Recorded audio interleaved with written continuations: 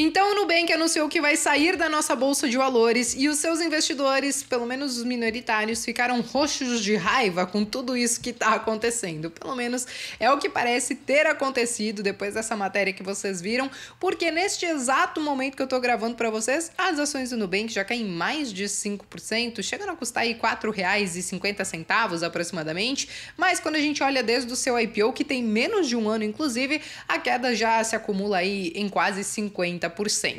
O ponto é o seguinte, gente, saiu esse fato relevante de que Nubank vai sair da nossa bolsa de valores, tudo isso aconteceu na quinta-feira, mas eu quero trazer então os detalhes desse fato relevante, o que já está definido, o que ainda precisa ser definido e o porquê eu acho que mais uma vez o sócio minoritário sai prejudicado. Então me acompanhe até o final do vídeo, já deixem o like aqui também, se inscrevam no canal se vocês são novos por aqui, mas acima de tudo isso, escreva aqui nos comentários se vocês são sócios ou não de Nubank, se vocês entraram no IPO ou depois do IPO, ou se você foi aquele investidor que nem quis passar perto das ações do roxinho. Bom, vamos começar falando então, gente, sobre o detalhe dessa proposta do Nubank, né? Como eu mostrei para vocês na matéria, o Nubank, ele pediu a retirada da listagem dos seus BDRs, né, seus Brazilian Depository Receipts, de nível 3 na nossa bolsa de valores. E o que acontece? Quando eles fizeram o IPO deles no final do ano passado, eles listaram simultaneamente as stocks lá fora, lá nos Estados Unidos, na Bolsa dos Estados Unidos, e também os BDRs aqui no Brasil. E aí agora eles estão querendo retirar esses BDRs com a seguinte justificativa, de que quando você tem um BDR de nível 2 e 3, você tem que responder aos órgãos competentes do lugar onde você está listado. No caso aqui, eles precisam ter o registro junto à CVM e seguir as regras, as jurisdições daqui, né? E quando você tem listagem lá fora, você tem que também cumprir as regras de lá. No caso do Nubank, como ele tem as duas listagens, então ele disse que estava sendo muito trabalhoso, que isso estava gerando muito custo, porque você precisa de equipes especializadas para cumprir as demandas, tanto do mercado daqui como do mercado de lá. Então a ideia deles é retirar esses BDRs de nível 3 e vir com os BDRs de nível 1, porque aí qual seria a diferença, né? O BDR de nível 1, você não precisa ter o registro junto à CVM, então em tese você não precisa cumprir as regrinhas daqui, porque por exemplo, nível 2 e nível 3, quando você entrega balanço, entrega fato relevante, você precisa entregar tanto, por exemplo, se for lá fora, em inglês e também em dólar, e aí você também tem que fazer a mesma divulgação aqui, só que em português e em real. Quando você passa para os BDRs de nível 1, essa exigência cai, mas não quer dizer que o Nubank vai deixar de fazer isso. Eles falaram que vão se comprometer em continuar com uma comunicação muito clara com os brasileiros. Só que qual é o problema que eu vejo nessa situação? E daqui a pouco a gente já vai falar sobre as alternativas para você que talvez é acionista, o que você pode fazer nesse momento. Qual que é o problema que eu vejo nessa situação e o porquê que eu acho que o minoritário ele saiu mais uma vez prejudicado? Porque quando veio toda aquela história de IPO, criou-se uma expectativa tão grande em cima mesmo do mercado brasileiro e da importância dos clientes e etc e tal, e dá o pedacinho dali e faz divulgação de lá, de cá e tal, e aí parece que menos de um ano depois talvez esse mercado brasileiro aí não seja tão importante ou tão relevante assim como eles estavam mostrando. E aí, inclusive, fica aquele questionamento. Se as ações talvez tivessem se valorizado muito, será que eles estariam fazendo essa retirada desses BDRs aqui? Não sei, mas a impressão que eu tenho é que, como talvez eles não conseguiram provar o valor deles para os investidores nesse curtíssimo prazo, porque, gente, um ano é curto prazo, eles acabaram preferindo só olhar para o mercado lá fora, né? Então, acho que mais uma vez nesse ponto, os acionistas minoritários acabam ficando um pouquinho de escanteio. Ainda que as informações elas continuem sendo divulgadas, porque eu acho que eles estão comprometidos em continuar divulgando as informações como é feito hoje, não sei efetivamente se essa justificativa, né, de talvez só ter o BDR de nível 1 listado por conta de ter que atender somente as demandas lá de fora acaba colando muito nesse sentido. Mas essa é a justificativa. Mas essa questão interessa muito pouco agora. Eu acho que o mais importante para o investidor é justamente o que fazer a partir desse momento. E o Nubank, ele já deu 3 opções. A primeira é você que tem o BDR de nível 3 pedir a conversão para uma ação diretamente no mercado lá fora, desde que você tenha um número suficiente de BDRs e uma conta ativa lá fora, né, para receber essas ações.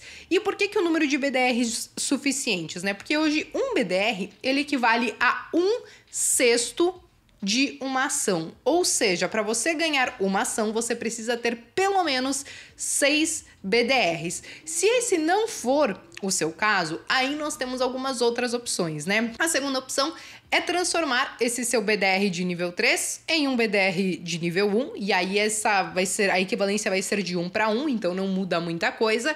E aí uma terceira opção é você aderir à venda desses ativos, né? Claro, em um programa de vendas que eles ainda vão acabar estruturando. Cabe ressaltar, né, gente, que tudo isso ainda não tem data e tudo isso ainda precisa de aprovação da CVM, da B3, precisa tudo ser organizado ainda, mas o próprio Nubank, ele já disse que a partir do momento que esse plano for aprovado e que tudo estiver ok, eles vão dar pelo menos 30 dias para os seus investidores para eles tomarem as suas decisões. E aqui, gente, realmente são todos os investidores, desde quem entrou no IPO e talvez entrou com aquela condição do lockup, desde quem entrou, ou aliás, recebeu aquele pedacinho, aquele BDR que também tinha o lockup. Então, não será preciso cumprir esse prazo, porque vocês vão ter que tomar uma decisão, né, a respeito do que será feito com os BDRs, com os ativos que vocês têm, mas de qualquer maneira são essas 3 alternativas, né? E eu digo muito vocês, investidores, porque eu não sou uma investidora de Nubank, né? Eu acho que desde quando veio o IPO, aquele preço que eles estavam pedindo ou que eles estavam cogitando que fosse sair as ações, a gente sempre disse que era um valuation tanto quanto esticado e que não fazia muito sentido à época, né? Por exemplo, o Nubank estar valendo quase a mesma coisa que um Itaú em determinados momentos, mais do que o próprio Itaú, né? Sendo que Itaú já é uma instituição que está há anos e anos dando bilhões de lucros de forma muito consistente. E o Nubank, sim, tem um papel muito importante no setor bancário, principalmente no de bancarizar pessoas que talvez não tinham tanto acesso ou não queriam, por exemplo, se comprometer a pagar todas as taxas e, enfim, ficar reféns desses bancões de varejo. Então, ele teve um papel muito importante, até mesmo para dar uma cutucada nos bancões e incomodar um pouco essa questão de concorrência mesmo. Obrigou muito, né, os bancões a pensarem em melhorar suas tecnologias, as suas soluções, em rever essa questão de taxas e tal. Mas, olhando por esse lado, né, de quando teve o IPO, com o valuation que eles estavam pedindo, isso já, né, não tinha me chamado muito a atenção. Na sequência, aliás, nem tanto na sequência, né? Isso aconteceu alguns meses atrás. Não sei se vocês lembram, mas estourou aquela notícia lá do bônus para os executivos do Nubank de mais de 804 milhões de reais, ainda que fossem somente se as metas fossem cumpridas, e eram metas relativamente ousadas. Isso acabou pegando muito mal também no mercado, porque no final das contas existiam algumas metas e que eu acho que não funciona muito para o mercado de ações, que são metas, por exemplo, se a ação se valorizar e chegar num valor X, vocês vão ganhar X valor de bônus. A gente já viu essa história antes, com o IRB, no caso, e ao meu ver, esse tipo de meta às vezes pode gerar um conflito de interesse, né? Então eu não acho que é um caminho muito saudável para as empresas adotarem. Eu acho que o mercado como um todo também achou que isso foi uma pisada na bola, tanto que as ações sofreram bastante também por conta disso, né? Não somente por conta dos resultados, mas também por conta disso.